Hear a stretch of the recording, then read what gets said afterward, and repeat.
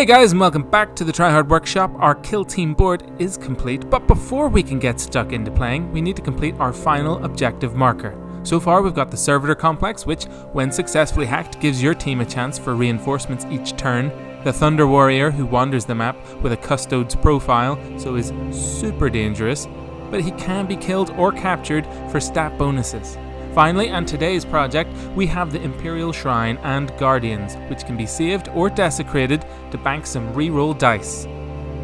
Our channel Sculptor G has been making these objectives, and we're currently working on ways to showcase more of his work on the channel.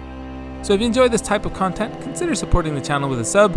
We've also got a Discord with the link in the description. With that, let's see just how G created our final kill team objective. Cheers Andrew. So I'm G and I'm back on the channel making some kill team objectives.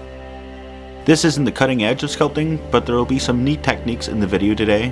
Over the next couple of weeks I'm going to release a few fundamentals of sculpting videos, then dive into a load of 40k conversion work. Getting stuck into the build, I've taken a bit of sprue with this circular bit. I thought it looked like an old Celtic cross, so it's the perfect heart to this shrine. Our other objectives weren't super traditional looking, so I definitely wanted to get this one on a 32mm base.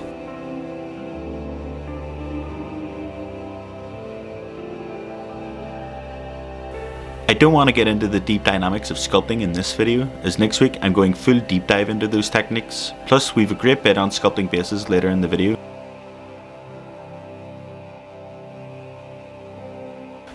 Instead, I want to take this time to tell you that greenstuff is an incredible utility that every gamer should get on board with. Every army you make is unique, obviously, but it's such a flex when you deploy your models and they all have custom bases, and even if they're not all from the same vacuum form mold, those little conversions you did will completely set them apart.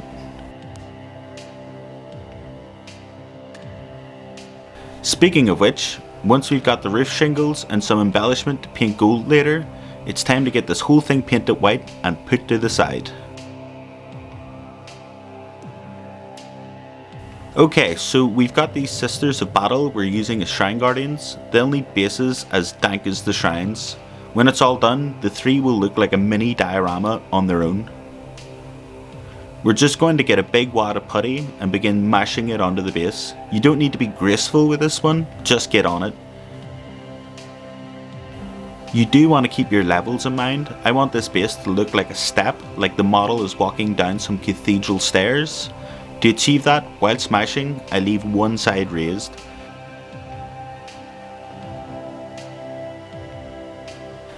This is where the sculpting begins. We're going to work on our cathedral flagstones.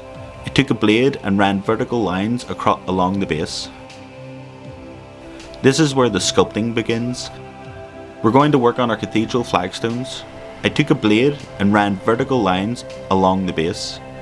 I want the stones to look small and tightly built like old medieval roads. Now it's just time to get stuck in. There's not much I can say here outside of going in with multiple tools, looking for different effects. Flat edges to burrow between stones, blades to cut in dark recesses beside the step. Just work with the putty and it'll take shape over time. It's the same technique with the second base, so I'm just going to blast through it here. The only difference is I wanted a drain to run along one side. So I flattened the putty closer to the base and cut out wider lines at the beginning, otherwise it's the same process.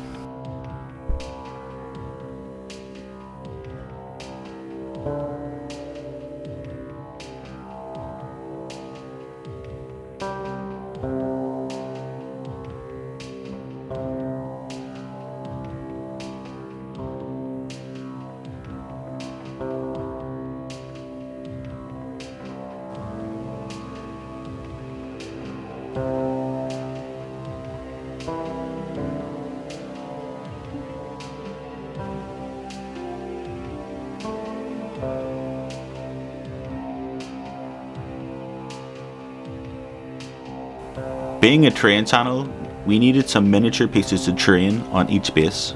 For the first, I was thinking a destroyed cathedral handrail. It's made out of coffee stirrers, the workhorse of the channel, and some sprue. The shrine's base is the same technique, but I've left a little patch at the front for flock, like a prayer garden type effect.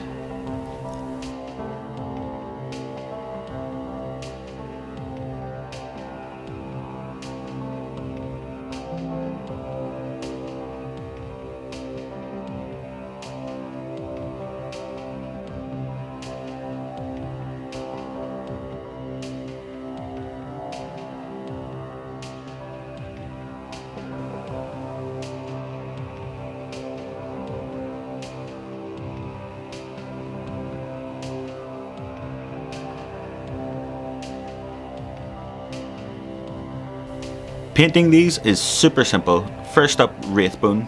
Get 2 decent coats over the whole thing. When that's totally dry, liberally apply Seraphim Sepia.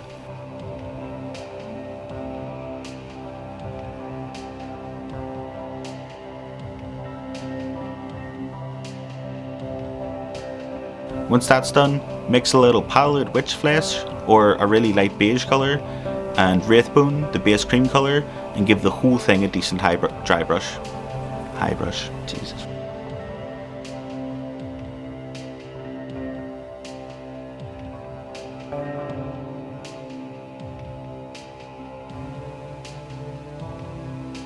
I believe the base should only ever complement the model, so tend not to go for hardcore paint schemes. I think this paint scheme gives a great cathedral vibe.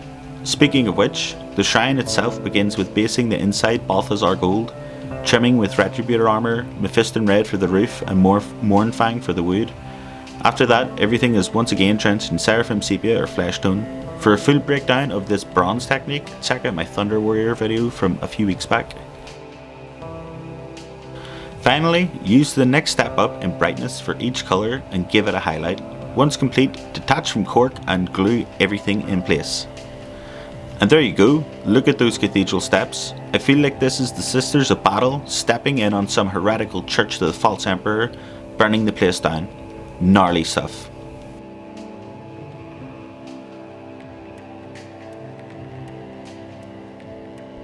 Cheers G, it was great to see that come together, and at long last we can play a full game of 2.0, objectives and all. Keep an eye on the channel in the next few days for G's first full sculpting video called Is Sculpting Hard?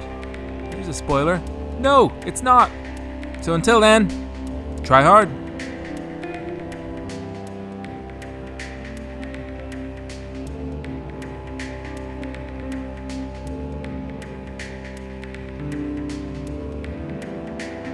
You'll read that again with a different pronunciation of custards.